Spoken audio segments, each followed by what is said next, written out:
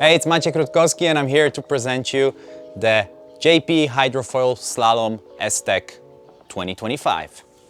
This board is a very radical design. It's only 2 meters long. It's the shortest board I've ever used.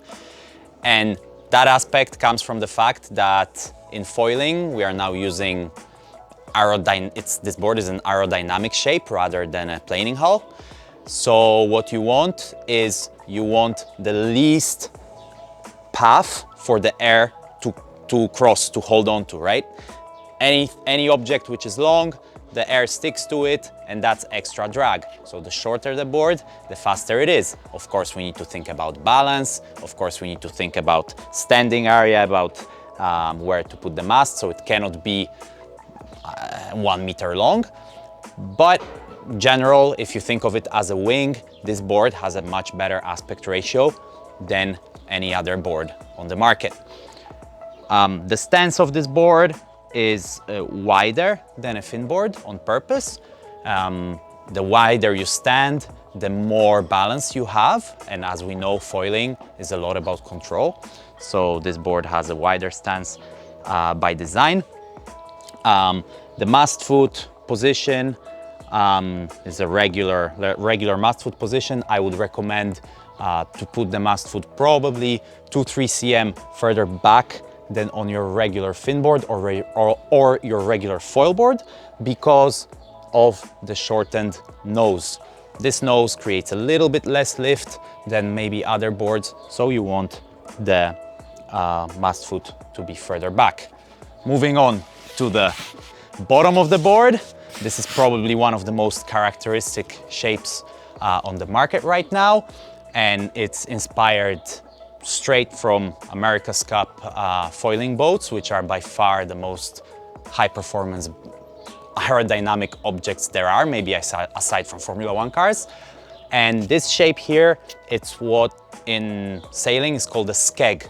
So this thing basically directs the air to go alongside the board.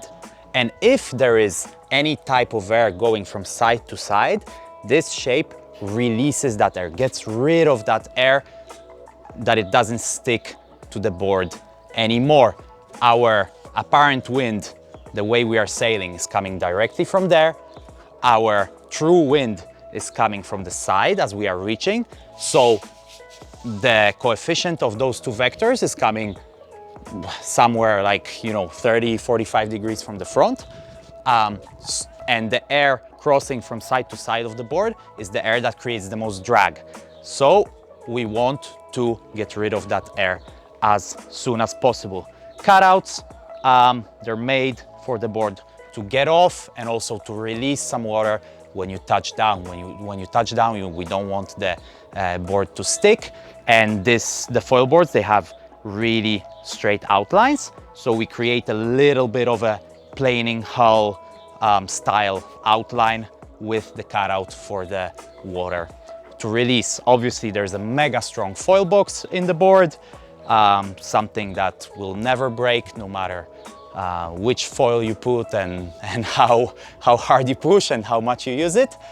And this board is created 100% for racing high performance. This is not a freeride board. It's a board that you need to get used to. You need to set it up for your own body, for your own style of sailing to get the most out of. It's a radical shape. It has by far the highest top speed potential of all the foiling boards in the range.